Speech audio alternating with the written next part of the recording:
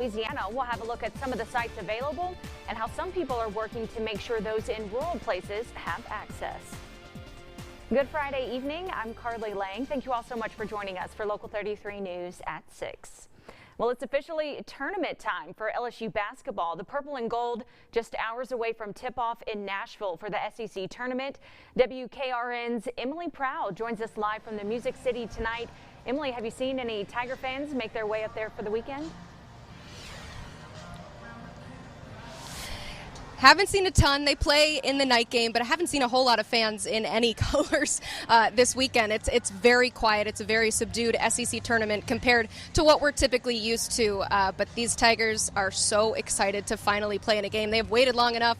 They didn't get to play last year. It's hard to believe that Will Wade is actually 0-2 as a head coach in his 4th season of the LSU Tigers, and that math doesn't make a whole lot of sense, but that's because they didn't get to play last season. This is the 1-year anniversary of when that tournament was officially canceled on game day for LSU. That was a strange day, but let me tell you, this year is not a normal tournament either. It's pretty quiet in the arena. There's some fake crowd noise. There's a little bit of white noise there, but plain and simple, these guys have told us that they are just excited to play some basketball. Our world's changed a lot since then, and a lot in that time, but we're excited to go back. We're excited to be back, and it's almost like it's come full circle. We canceled the tournament. Now we'll be back at the tournament and have some fans in there. It won't be a full tournament, but it's come full circle. Now, I will say I have watched a few games inside Bridgestone Arena, and some of the players have told me that their shooting is a little different in terms of the depth perception because it is so empty in there. So it's a good thing that LSU was able to get in a 30-minute shoot-around this morning, get a feel for it, especially since some of the players on their team have not played in Bridgestone Arena, particularly their leading scorer, freshman Cam Thomas. It was very important for him to get a few shut-ups this morning. For now, live in Nashville, I'm Emily Proud.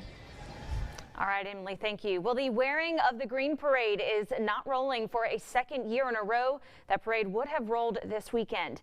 NBC Local 33's Jonah Gilmore spoke to organizers about their plans for the future. He joins us live tonight. Jonah, this is a big hit for a lot of businesses in our area. Well, yeah, Carly, businesses in the area would normally be seeing an increase in sales, but for the second year in a row, due to the wearing of the green parade being canceled, they're seeing a decline. Now, just because that parade is canceled doesn't mean people are not in the spirit. Homes along this parade route are decked out with flags and tons of green decorations honoring the parade and St. Patrick's Day. In 2020, the wearing of the green parade was the first major event canceled out of precautionary measures, and this year, their plans are on hold. Organizers tell me as much as they would have liked it to roll, they understand putting plans on hold once again is better for the safety of the public. And as for rolling in the future, well, that's still in the air. If by some fluke they would have said 3 weeks ago, hey, you're good to go, and you can have it in April, that might have been a bit of a stretch. But to have it in May, June, July, in the heat of August, it's just hard to do that. Now, people tell me despite the parade being canceled, they're still going to find a way to celebrate. The owner of one of the restaurants nearby, who you'll hear from tonight on NBC Local 33 News at 10, says he's hoping that people still come by and grab some food to help out their business. Reporting live in Baton Rouge tonight, Jonah Gilmore, NBC Local 33 News.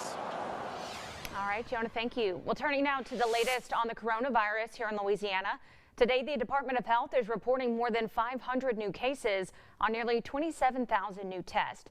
That's a positivity rate below 2%. 33 more Louisianians have died due to the coronavirus.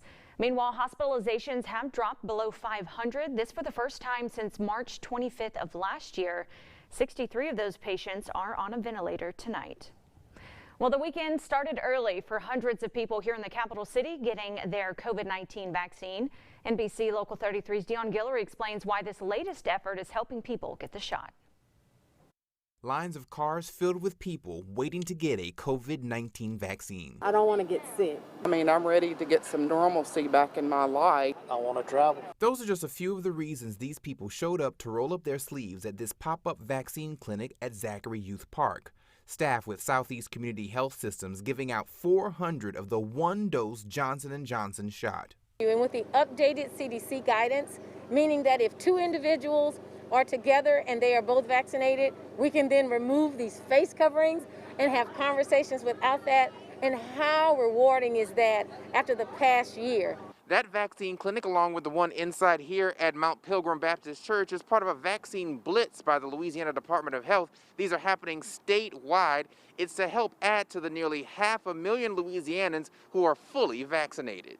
Our goal is to use the vaccine that we have been given as a state to ensure we can vaccinate as many people as possible. Dr. Dawn Marcel, Capital Area Regional Medical Director for LDH, says these pop-up vaccine clinics will happen throughout the weekend in the capital area, mainly in places without easy access to the shot. Is the next step to get us all back to some sort of normalcy, whatever your reason. I'm going to be protected in some type of way.